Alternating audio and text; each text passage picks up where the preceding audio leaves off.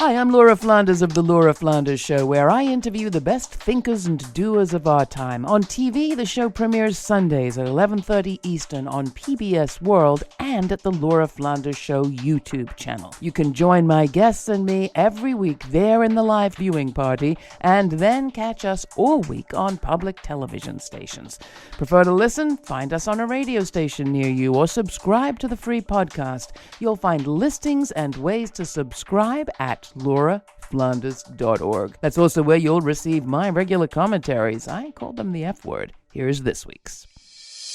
In 1853, Karl Marx took issue with the British Economist magazine over its reporting on workers and wages. A decrease in population had led to a slight increase in wages, which afforded workers a golden opportunity to work harder, save, invest, and join the capitalist class, reported The Economist. But instead of leaping to do those things, workers were marrying, multiplying, and living more luxuriously instead. The upstanding professionals of The Economist were aghast, but Marx was not. 10% of a pittance was still a pittance, he said, and unlikely to advance a worker much, and the opportunity to eat a full meal, marry, and multiply was golden too. Given a chance to work less and live more, people were making a rational choice. I hear some of that 19th century debate in the reporting today on the post-pandemic labor market. To recap, more than 24 million Americans quit work between April and September this year, and many are staying out. Bloomberg reported this week that Germany, China, and Japan were seeing the same phenomenon. Wages are rising, opportunities are abounding. Why aren't people leaping?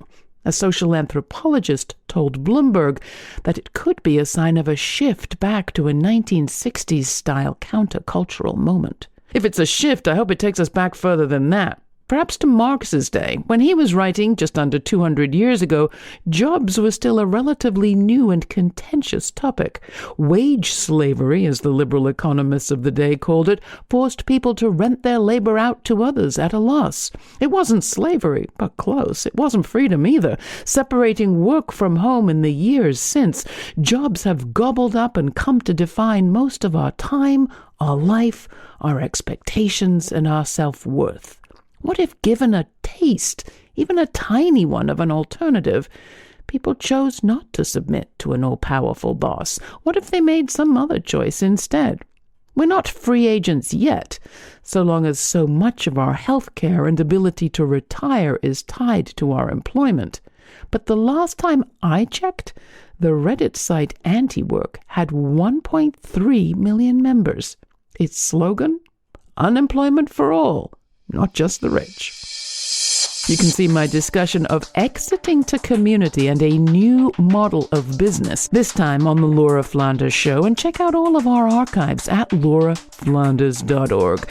We're in an end-of-year pledge session, so why don't you sign up?